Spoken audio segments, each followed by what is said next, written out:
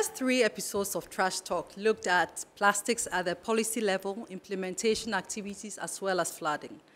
Trash Talk focuses on policy, practice, and the people towards behavioral change. The experts have spoken so far and want to hear from what the ordinary person has to say. We have in our midst a studio audience to help us delve into the issues of what they think of the 3 episodes so far and if they have some solutions to prefer. Please stay tuned as we take a quick break. We shall return.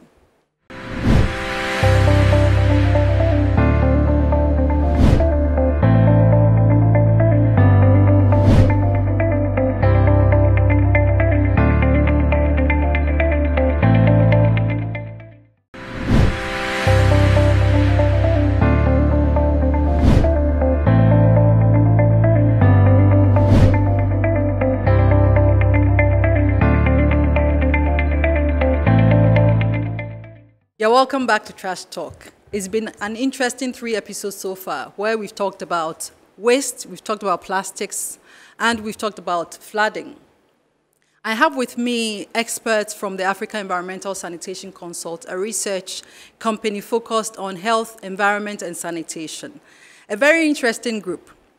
And today they are going to speak to us about what the data says and also how the data in terms of plastics and then flooding, how it affects them individually as ordinary Ghanaians. You're welcome to the show. Thank you. Yes. I'm first going to introduce Dr. Yahaya Yakubu and Anita Gyamea. And then I have with me Yaw Barnes. And then I have Richard Bekai. And then I have Matilda Owusu. Also with us, I have Mr. Joshua. And then I have Mrs. Minta, Mrs. Susan Minta. And then, last but not the least, I have with me Michael Ashiagbor. You're all welcome once again. Thank you for having us. I'm going to start with Dr. Yahaya Yakubu. I hope I can call you just Dr. Yahaya. Yes, please. Yes. Dr. Yahaya, what is the data saying about waste that we are generating, the plastics and what we consider now as a menace? Is it going to get any worse? All right, thank you so much. It's going to get worse if we are not able to control what we generate. Because from the 1970s, our population used to be low. Yeah. We're less than 9 million. But now we're talking about 30.8 million people. The population has a direct correlation with waste generation. And that means that the plastic waste is also increasing as the entire waste stream is increasing. So if we're not able to take full control of the plastic that we generate as a people or as Ghanaians, it means that the plastic is going to get into wrong places. And that is when it's going to cause a mess for us as Ghanaians. So the rate is increasing, and we also have to up our game of managing plastic waste in the country. I will move to Yaw Barnes. Isaac, what do you think about government's efforts so far towards waste management generally in the country? I think over the years, we will say that government has done a lot. However, more is needed. Looking at what waste is, one angle is to see waste as a resource, and it has to do with education. Has government invested so much in education? We are not saying that they are not doing anything. They are doing some, but more is needed in that space. I would move from the waste and then plastics, and then I would want to talk to you about what we do. Now, you are not going to speak to us as a researcher. I want you to talk to us as a woman who generates waste at the household level. What do you do? What are the sources of waste in your home, and how do you manage waste until it's, and tell us to the point of disposal? Okay, so thank you. As a woman, most of my waste are from kitchen waste. So organic? Yeah, most organic, but sometimes the nature of the work, you spend a lot of hours outside, so you tend to come with a lot of packed food, fortunately or unfortunately. So you have a lot of plastics and then in my kitchen waste. So there's a storage bin in the kitchen and then a bigger one, about 240 liter bin outside the home. So when I'm generous, I segregate my PET. Could you tell me about waste segregation. Yes. I think you're speaking from an educated point of view. Yeah, if somebody is watching you and does not know what waste segregation is, what do we mean by that? So waste segregation is separating the various waste streams, the plastics, the paper, and the organic. There are different waste stream segregation, like could be 3 ways or 4 ways or even more. But for me, when I'm in a good mood, I do 2-way segregation. My plastic, that's basically my PET bottles, I don't even do the sachet, and then dispose the rest of. But unfortunately, when I hold them for a very long time, I don't get off to a case, I dump them to my waste outside, and then the service provider counts for it. So basically, that's how I manage my waste in the house. At the household level, Madame Susan, can you tell me, in your budget, as a woman with a family, in your budget, how much do you allocate each month, for instance, for waste collection? Or you don't, or do you, how do you dispose of your waste? And then do you have a budget allocated for waste collection? Thank you very much. So the family has a budget for waste collection, and this is done by, collected by an agent. So the budget is between 40 to 60 Ghana cedis a month. So it depends on the volume of waste being generated. Okay. And so for you, as Matilda mentioned, do you also make any attempt at segregation at all? Not at all. Okay. Because the point is, if I segregate and I don't get the right receptacle to put in, it will be difficult to segregate it properly. Okay, Mr. Bekai, Richard, Matilda does segregation at home, and that she added when she's in a good mood. No, and it's a valid addition, because when you're in a good mood, it takes a lot of effort. What will motivate you to segregate your waste?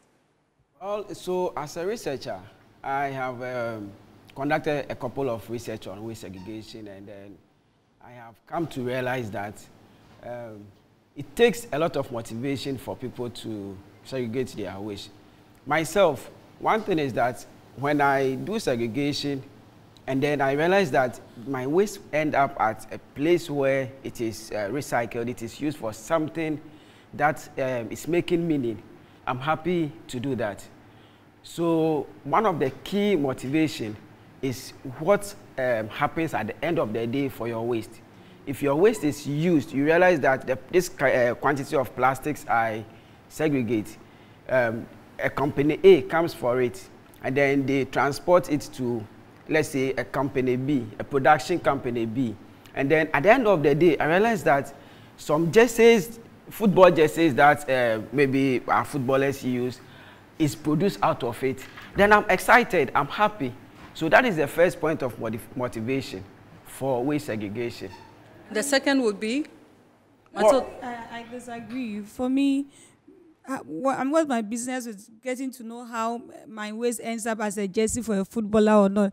The motivation is out of my home. Mm-hmm. Because for me, if I hold it for a very long time, say a week or two, and I realize I have about, the waste is just piling up in my home.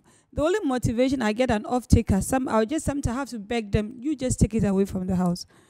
So for me, I think that is a personal motivation, not how it's going to end up with as a jersey or as a resource to some other person. Somebody else. Anita wanted to contribute to that. Matilda, as okay. far as the waste is out of my house, I'm happy. Okay. Another factor is that when you segregate it, when the waste collectors come for it, they are going to put them in the same organic, or they don't segregate it in their bin. So at the end of the day, it still ends up in the problem bin. It's not only at us on the consumer side and also people who dispose. Yes. But it's also the collectors. They don't give opportunity for segregation. Michael, yes, what do you have to say to this? Thank you very much. I think I support what Anita Owusu just highlighted. You know, from our background, we've been motivated to do the segregation at home. Okay. But once you are done, regardless of the service provider that is attending to your place, if they don't segregate what you've sent it out for disposal, it sort of demotivates you. So once governments or policymakers enshrine that that moving forward, all service providers are supposed to segregate or ensure that once they're going for the waste collection, the households are able to segregate them and they have all the different bins to collect them in their chamber. I think to serve as a motivation for most of us and for most households moving forward to segregate their waste. If that is not done, it will be a bit difficult for us. Okay. Joshua, I would want to follow up. Joshua, if it wasn't for the fact that you work with the Africa Environmental Sanitation Consult, would you have heard of waste segregation in the first place? Thank you. I think no. Okay. In a fact that during my earlier childhood, we used to, after our household, everything is done, we package it in one bin and then we throw it away. So until I join AFEX, then that I get to learn a lot about this. So frankly speaking, no. Thank you. I mean, we from the second episode, we realized that even for those who are making an attempt to collect, I think that one of the panelists mentioned that this kind of bottle, this size, they would give about, for 250 pieces, you get paid 1 cedi. 1 cedi, 50 pesos, or 1 cedi, something like that. Which, for me, I think, I don't know whether it's motivational enough to keep going at it. But Doc, you wanted to say something earlier. This is where I come in to support Mr. Bekai's side of his submission. Yeah. You see, as environmentalists, we are not just interested in getting the waste out of sight. Yes. You also look at the motivation. The motivation could be that you are contributing to society.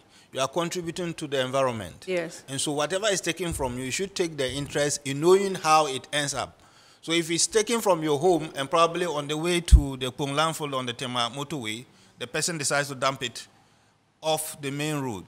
At the end of the day, the environmental effect is very high. The impact is not going to be good for all of us. So we all have to take interest in where our waste eventually ends up. If the person is not managing it well, you should not give your waste to that person so that it doesn't get into the wrong place. But let me ask the question, and this is to all of you. Whoever wants to take a bite at it first is okay. Why should I, as an individual who has a budget for collection of waste from my household, care about where it ends up? Is that not government's responsibility? It is. It is government's responsibility, but we also have a responsibility as citizens.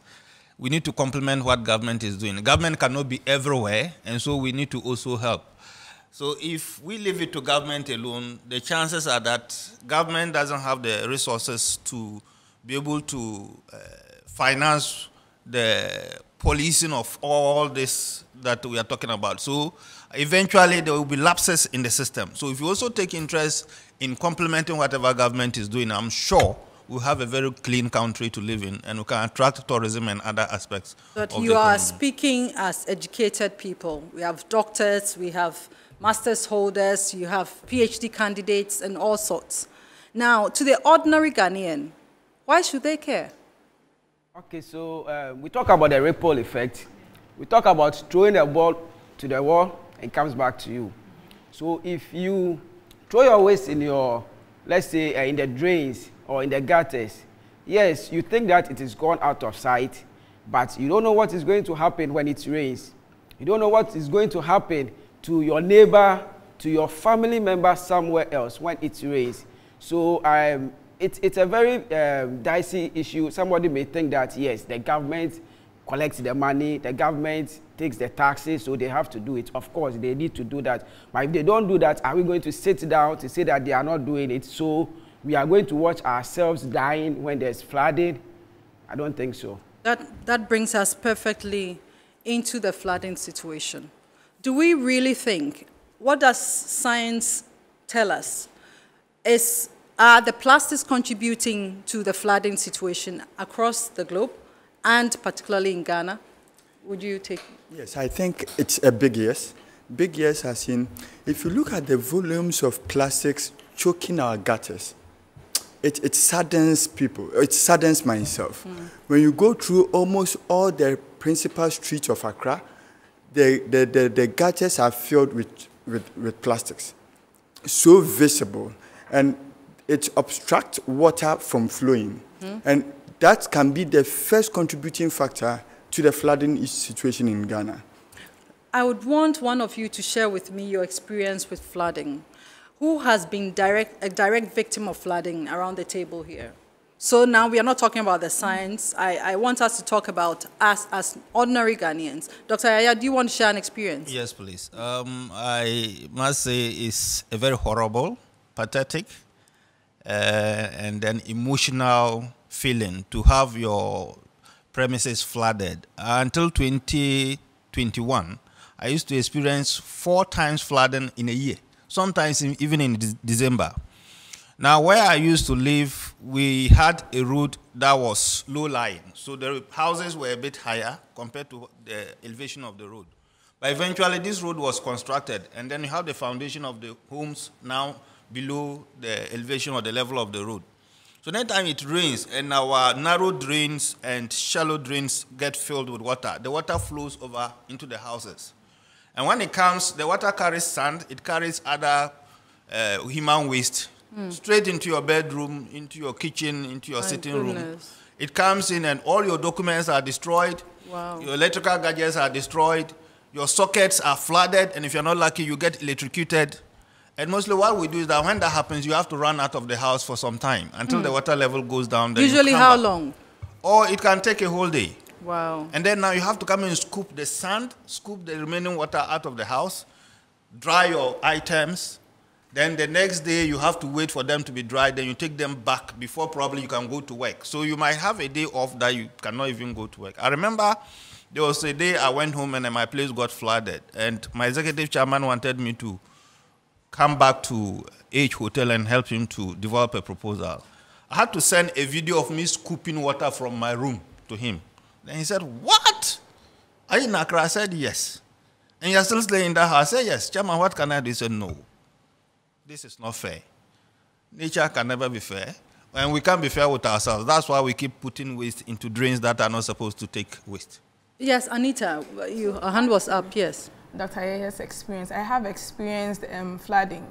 Mine, I was on the road. I experienced the June 3rd flooding, but I was on the road. So all I could see was water on the road. So now I have a phobia for rains. So I have a slogan now, there is no small rain in Accra. If it drizzles, you might get flooded. So now I have a So the psychological effect of even being part of the June 3rd disaster. And I suppose this can never be washed away. Never. It's in your memory, permanently in your memory. Yes, Susan, I think you wanted to say something. Yes. I really understand how Dr. Yahaya and Anita feel, because it's very traumatizing to see the impact of flooding on properties and then on lives. So I share your feelings. Well, yes, Richard. So I have a post-flooding experience. Okay. I wonder what we would think it is. But the recent rains, I think it was last week, I went to Sekyere. I said I was going to buy a couple of things. I got there early in the morning. So I stood by these guys who sell the chargers and then the extension cords. So I realized he was now bringing his things out.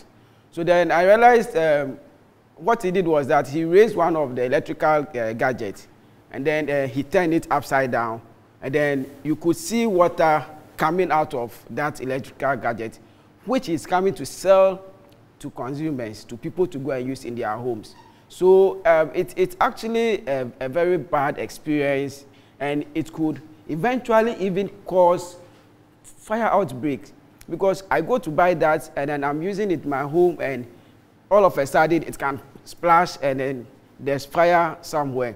So I think flooding is not only per se what we see, but it has a lot of effects which is not very good for citizens. I would want to connect the flooding situation with productivity. We've just heard from Dr. Yahaya that a whole day can be lost just trying to collect water from your room, your flooded room, and so you can't even go to work. Joshua, how does it, I know that you have to commute from a distant place to work.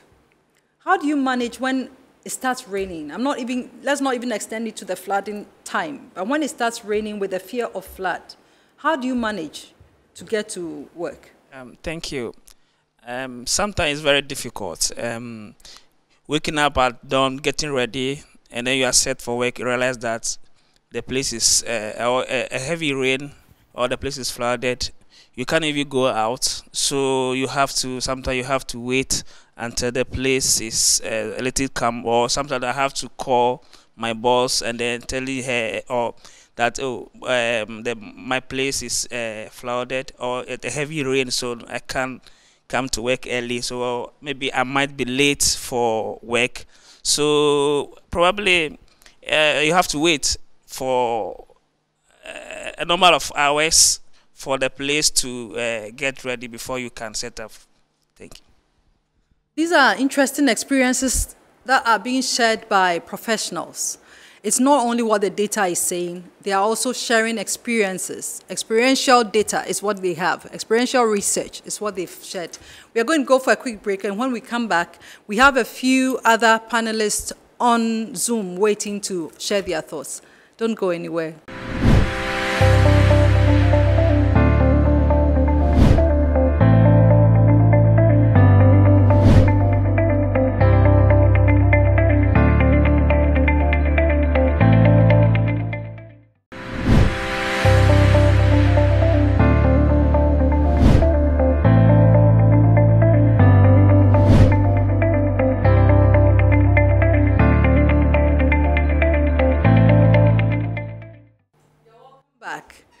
And we have online Dr. Sekyere, a public health, he has a background in public health and a development practitioner. And we also have Dr. Kodwo Miezah. He has had an interesting research done on waste composition in Ghana, and it's quite a renowned article that he has on waste composition that has been cited by both international bodies and local bodies when we are talking about waste management in Ghana. And then we have Rebecca, who is a PhD candidate on littering, a very interesting specialization, littering. So you are welcome, Dr. Miezah. Dr. Miezah, Dr. Sekyere, and Rebecca, you are all welcome. Thank you very much. Yes, I will start off with Dr. Miezah. Dr. Miezah, what does your research tell us about waste composition in Ghana? I know that your research is nationwide, and so tell us what are all the compositions in different regions same, but generally, what is the data telling us? Generally, this data, which we generated somewhere 2015, gave an insight into the various composition or the fractions of waste from a household. And along the line, we have also been able to look for that of institutions. And I've also had people also publishing from market. But this data that we had earlier gave us insight about the various generation rates.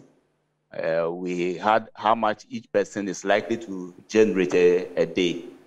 We also had the fractions that a city is likely to generate if you put them together. So this tells us how much our generation effort is. And if we don't take time and we continue generating that volumes, we know, I said, I think I listened to Dr. Yahaya was saying the population increase affect the quantities. So if we don't do anything about it, then we are going to get to a time that the generation rate will be increasing, and our effort at managing it will also be stagnant or even lower as compared to the generation rate.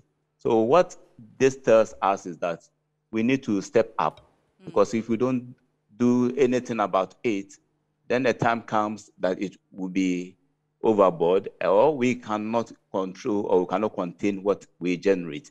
And if we are not able to contain, the next thing that we see that will be that they will be on the street, as we are sharing our experiences on the flooding and other things. So it tells us that a time comes that the volumes will keep increasing. and that at various regions, especially in the urban areas, the quantities are much higher as compared to the smaller towns. So we need to actually act, especially the urban areas. If we don't act, then we just sit down to suffer together. Yeah, so basically, this is what I would say. Thank you very much. I want to move on to Dr. Sekyere. Dr. Sekyere, what are some of the public health impacts of flooding? Most of the plastic contains carcinogenic materials which animals, especially fishes, feed on them. And these are the same fishes we go to feed on them.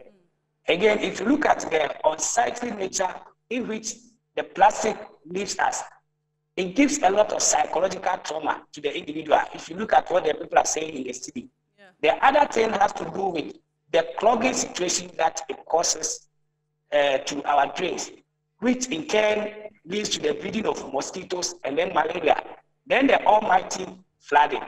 And so for me, if you look at the devil incarnate nature of plastic, which I'll pick it from the negative impact it puts on the public health, these are some of the things. But on the other side, maybe, I don't know, maybe the discussion will lead to a different side. Can we change this narrative from the devil incarnate position to more or less an angel for plastic to create a lot of opportunities for us?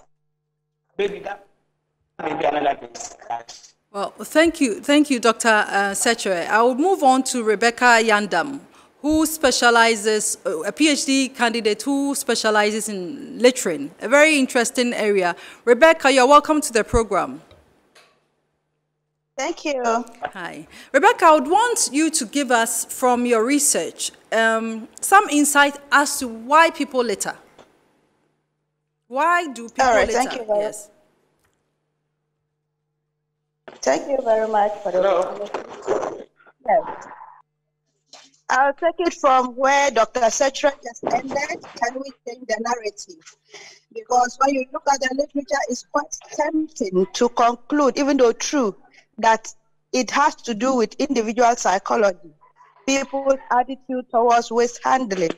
But then the question is, are there supporting systems to sustain positive attitudes towards waste handling? That is the main question, because evidence suggests that it doesn't only limit to individuals' attitude. It also has to do with infrastructure. Are the infrastructure there for people to be able to dispose correctly? Is the policy able to, for instance, our waste policy, what it provides is that it's a one-bin system. So how do we encourage people to segregate their waste? It's not possible. Once the policy had provided a multiple bin system, then we can have people ready to segregate. But we see that the policies and the infrastructure isn't helping. So we cannot actually limit it to individual psychologies because a lot of factors come into play. And that is what my research has unraveled. Thank you. Thank you very much, Rebecca. Now back to my in-studio panelists. The problem seems to be everywhere. Health, economics, every aspect of it. Not only the loss of property, but lives, and if it's not the loss of life, but the diseases, everything, the insecurity, the emotional torture that every time, I'm sure, when there's rain, people go through. How are we going to address this issue? Because Rebecca ended on the issue of available or supporting infrastructure for behavioral change. Where are we going to start from? As researchers, I suppose your work is quite a big one. Are we starting from education? Are we starting from infrastructure? Are we starting from financing? Where are we starting from? I want to throw it out there. I'll start off with a project that I think I've heard of, the 1 million bin. Yes. Could that be an answer to this problem? Dr. Yahaya? Okay, 1 million bin is a good start for us to arrest the current challenge of waste management, but not the final solution to the problem. Yeah. With infrastructure, I think government governments have tried to put in the necessary infrastructure to help public or the society manage waste. But what do we have? Anytime the bins are placed out there, people steal them. Steal them for, what do they use them for? Some use in storing water, some use in storing grains, and some put their clothing, so many uses. Wow. So it means that the Ghanaian as a person or Ghanaians as a people, we have a problem. Yeah. We don't see waste as something that collectively we need to handle, but we see it as a responsibility of government. And I'm sure when you talk about waste management, people will either mention Zoom Lion or they'll mention the assemblies.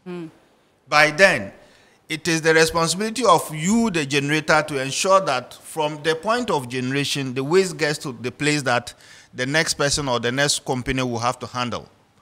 So if you generate and throw it behind your house, how would Zoom Lion collect? How would government collect? So if you have the 1 million bin system, which is going to help households acquire bins, it means that we have storage facilities for these households. And that's the beginning. When it's properly stored, then you can have the waste contractors collect this waste for proper management. But right now, so many houses don't have the bins. And so what they do is either they use poly bags, they use the jute bags, buckets, and other containers to store the waste. Now, with the vehicles that are used, the compaction trucks that are used to collect this waste, when you come, it means somebody must have to carry this and then empty into the vehicle. But with the bin, it's easy for the truck to do self-emptying. So the 1 million bin is good. By then, we also have to change our attitude so that when bins are placed on the streets or at public places, it is our collective responsibility to ensure that these bins are protected and are used for the intended purpose for which they were placed there. So, Doc, I think I'll go to Matilda. Can we get to a situation in this country, as happens in Rwanda? And in Rwanda, you can't just indiscriminate littering will get you arrested and imprisoned. And can we get to the point in this country where you can see, say, Richard dumping somewhere and you'd do a citizen's arrest, or you go and report him? And do you have enough confidence in the system that something will be done, something positive will come out of that action? Okay, thank you very much for the question. I think research has that we have about 125 bylaws or policy regarding waste management in Ghana alone. So it means when it comes to laws and policy, we have it, but the challenge has to do with the implementation. And so for me, I understand there's a sanitation law, but I do not have that confidence enough that when I report an individual who is disposing waste indiscriminately, something will be done about it. He may know somebody, a chief, an assemblyman, a DC. At the end of the day, I personally had a DC who was confiding in me that they arrested somebody and he had a call and he was threatening to release the person. They arrested a person on environmental offenses. Environmental offenses. And there's a DC around, I won't mention the DC name, and she confided in me that that's the challenge they have in Ghana here. And so I think we can get there, but it means that we have to reinforce the current implementation system we have here to ensure, and people, the ordinary Ghanaians have to have confidence in our duty bearers that they are going to do the right thing. For me, I do not have the confidence, but it doesn't also stop us from cautioning individuals when we see people doing it. I have a friend who reported the mother to the assembly for burning waste. And I think that was a good deal. A good starting point. Yes, and I think he kept on cautioning them, if you do, I'll report you. And she reported the mother to the assembly, and they came around. And so if I have that confidence, I mean, within my house, that if I report to an individual to the assembly or to the police, something will be done about it. I think that will encourage a lot of Ghanaians to do it.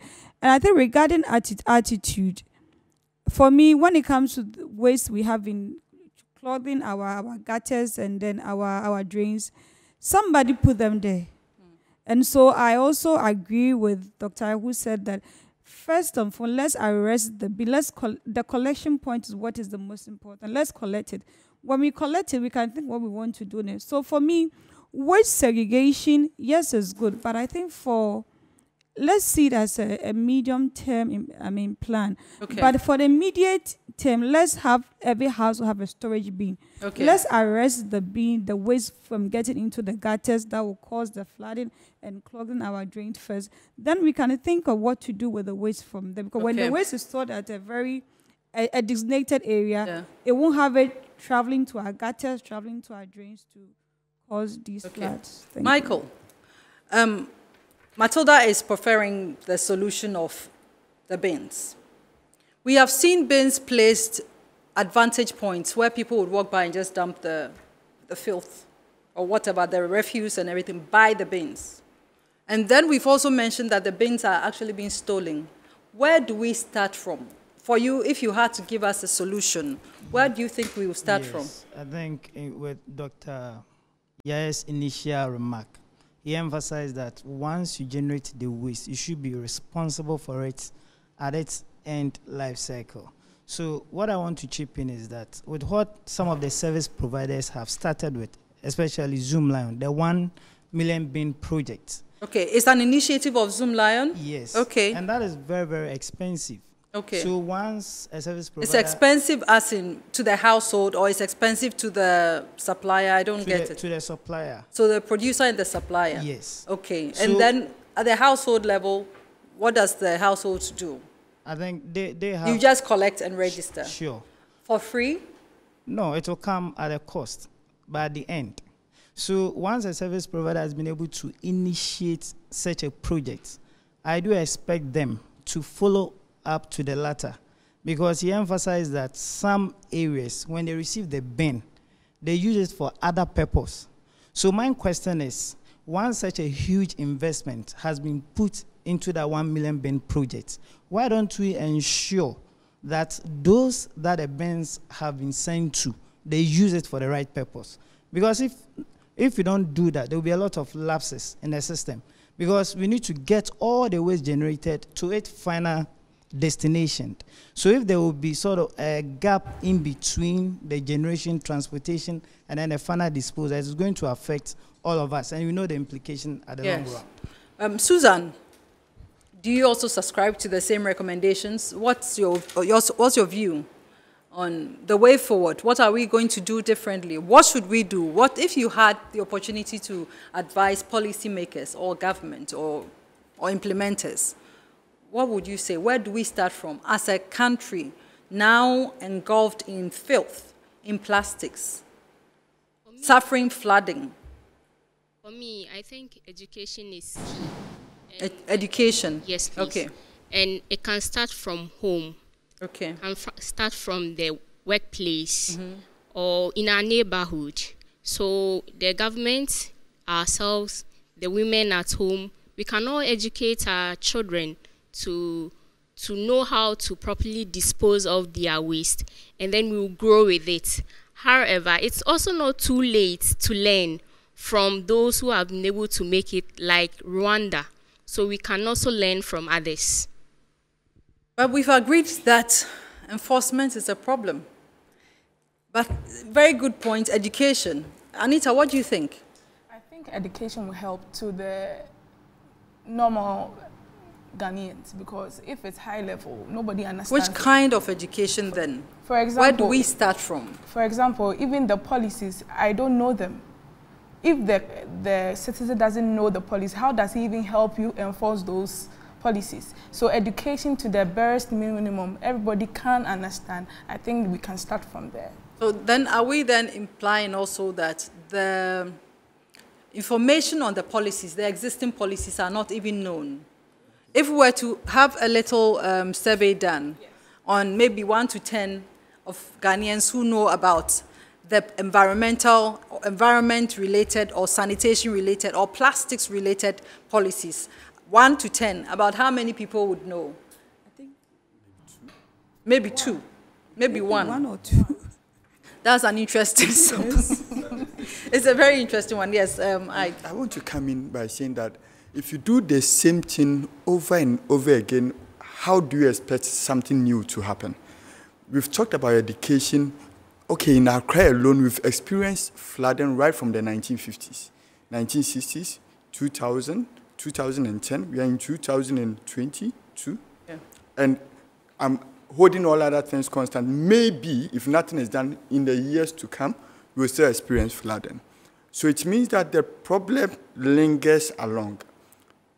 Education has also gone ahead, or some bit of education has been done. But why are we still facing the problem now? So the question is, what type of education are we seeking for? And that still comes back to research. Is government investing so much into research to finding out, yes, we have education. Is the education we are giving, is it working? What type of education, how do we form, shape the type of education we give to these people? How do we modify it? The education we always give in the schools, at the homes, is it working, first of all? If it is not working, how do we do it differently? And that still comes back to research. So you realize that, yes, education is important, but the backdrop of education should be research. But is government investing that much in research? That one is left for you to answer. Well, interesting submissions around the table. We are going to take our final words. Each panelist would give me their parting words. Based on what your sentiments are, the issues have been plastics and plastic waste, and then we've had the issue of flooding. We've had the issue of, we've talked about so many things in between. And today we are discussing what we are discussing now. I hear so many different angles to this. I think that we can't have only a one-size-fits-all solution. So I'll start off from Dr. Yahaya, and give me your parting words on Trash Talk today. All right, thank you so much. For me, I think government will have to support, or will have to make conscious effort of supporting the private sector in the waste management. Research indicates that about 60% of our waste is organic or is biodegradable, and then we have about 17% which is plastic. Now, if you're able to take advantage of the 60% organic, this can be converted into compost material for our agricultural sector and even gardening and other activities. Our stadia and others, they can use them. Now, luckily enough, the Jospon group of company has embarked on regional installation of material recovery facilities which are able to convert the organic component of waste into compost for our farmers and for other uses. Okay, does your company work with Jospon? Have you done any research for them? Yes, of course. The first material recovery facility for the Jospon group, that's Accra Compost and Recycling Plant. Actually, the research was done by us when we're the Research, Innovation and Development Department. Okay. Thank you very much. So you have a history of research exercises you've conducted for them. So this research we did for them, and that plant was established, and it's based on that plant that they are replicating this in the regions. Okay, okay. Anita, can you give me your parting words on the subject so far? I will dwell on education. So in the last episode, we talked about flooding. One profound thing I heard on the show was that now you need a disaster clearance certificate. Okay. So that is something they should propagate to all Ghanaians. Wonderful. Dr. Aya, I'm going to ask you to give me your parting words again. And it's to tell me exactly what IFEX does. Okay, so IFEX is into research and consultancy, and our research seeks to improve on environmental sanitation, and so we do research to come up with new and innovative ways of solving environmental sanitation issues. So whatever we're doing is to ensure that going forward, technology is changing, so we move along with the technological changes. Going forward, there are new ways of doing things. So what do we need to do, or what do we need to provide as service to our clients to enable them compete well in the waste or in environmental sanitation sector or whatever it is. So what we are doing currently as a consultancy is to help improve operational activities. We also help in bringing new technologies to our clients to ensure that they're able to do their business profitably so that we too can get paid well as a consultancy or as a research organization. Thank you very much. Isaac, what are your parting words? My parting words will be that plastics do not come from heaven. I don't think God throws plastics on earth, no. We have producers, consumers, the government. We all need to come together and find a solution to this. Without it, let's forget it. Okay. Thank you. Richard, your closing remarks. Thank you, Dr. Abena. For me, I want to make an emphatic statement here that flooding is not mainly caused by, let's say, poor waste management. Nobody should think that poor waste management is the cause of flooding. Indeed, it is one of the many causes of flooding. But we are here, and then what we want to do is that we want to let us know that if we do our part, definitely when our part of the whole share is reduced, it's going to improve the system. From a research point of view, what I want to say is that, yes, there's little spent on research as a country. And because of that, we don't have so much data. We don't have any baseline when it comes to plastic waste management. Indeed, plastic recycling, there's no baseline. And for those of us who work on the SDGs, with the international bodies, anytime they are asking for data, they ask for the baseline. And we come around, there's no baseline data, let alone for us to have a target that we want to achieve. So I think I know the government is doing a lot, the assemblies are doing a lot, but there's much more that has to be done. And in terms of data, in terms of research, African Environmental Sanitation Consult, indeed, we are well positioned to provide data, to provide baseline data for all these things. So our offices will be open for anyone who wants to, for us to help them to collect data, and we would help collect data so that we can improve upon. Richard, I'm going to have to charge you for the free advert you're trying to place here. Matilda, your parting words. Thank you very much, Dr. Abena, for having us here. What I want to say is environmental management is a shared responsibility. We all have a part to play in it. And that is to say that the solutions we are proposing should be tailor-made. And I think that is what my senior colleague already said. With AFES Consult, we are there to provide tailor-made solution to suit our environmental setting, our geographical setting. We can't have the wholesale dumping of policies and solutions on Ghanaians. It doesn't work. Let's look at our setting, let's look at our lifestyle, let's look at what the Ghanaians are interested in, and then tailor our solutions to suit ourselves. Okay, so thank you very much. Joshua? Okay, so I want to conclude by saying we have to enforce on our policies. The policies we have to enforce that if I do this, this is the outcome, this is the penalty I'm going to get. And then we as a Ghanaian or as an African, we have to also change our mentality, the way we do things. When I put this here and somebody tells me, oh, pick it, what the person will say, is this your house? No, so we have to also change our mentality of doing things. Thank you very much, Susan. Okay. So for me, the government cannot do it all. The private service provider cannot do it, or neither can the individual do it all. So collectively, we can help to reduce the negative impact of waste on our environment and on the society as well. Thank you. Michael, last but not the least. I think as a country, we don't need to reinvent the wheel. And as a developing country, we should be able to learn from the best. So when you pick Kigali as a case study, we need to study what worked for them and then tailor it into our system so that everything runs smoothly. Thank you.